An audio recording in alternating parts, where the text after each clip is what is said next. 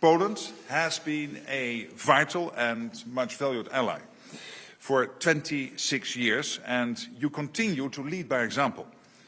With 4.7% of GDP pledged for defense this year, Poland's defense expenditure is the highest now among NATO allies.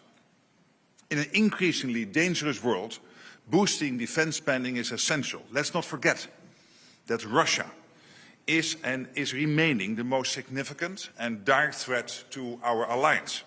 Let's not forget that Russia is moving into a wartime economy, and that will have a huge impact on their capacity and capability to build their armed forces. You are strengthening NATO's eastern flank, hosting one of our forward land forces and contributing to NATO's multinational presence in Latvia and in Romania. And from the 1st of April, you will be supporting the Baltic air policing mission with F-16 fighter jets. And, Prime Minister, let me be absolutely clear, dear Donald, when it comes to the defense of Poland and the general defense of NATO territory, if anyone were to miscalculate and think they can get away with an attack on Poland or on any other ally, they will be met with the full force of this fierce alliance. Our reaction will be devastating. This has to be very clear to Vladimir Vladimirovich Putin and anyone else who wants to attack us.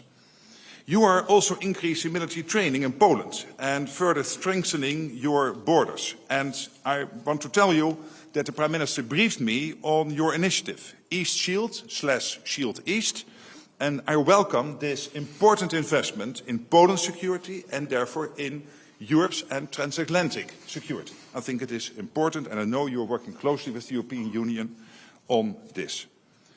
At sea, in the air and on land, Poland is a vital contributor to NATO's collective defense. And I want to thank you for participating, and you mentioned it, in Baltic Sentry.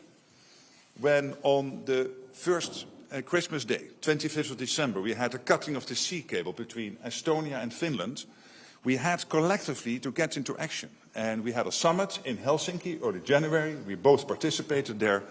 And I think it was important that NATO was able, in only 10 days, to put up a reaction to what is happening there in the Baltic Sea, in the East Sea, whatever we call it, depending on the country you're coming from. But we all know what is happening there, and we have to defend ourselves against that.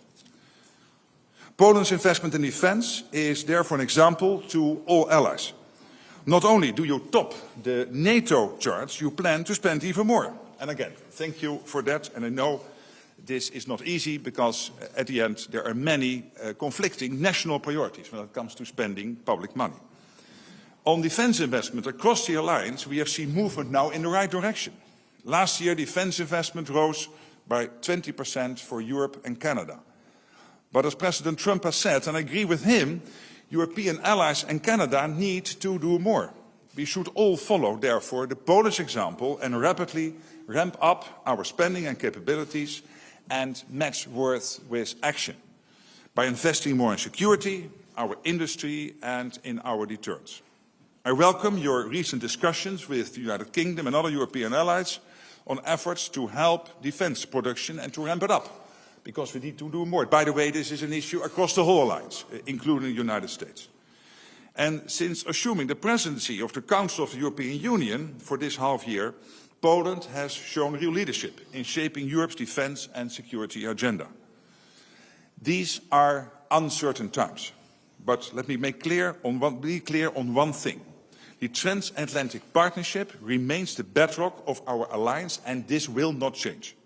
I will come back to this issue this afternoon, indeed, in a speech here in Warsaw. The US has repeatedly made clear its commitment to a strong NATO, and President Trump reiterated this when we met at the White House earlier this month. But he also made clear that Europe must step up, and Poland is doing exactly that.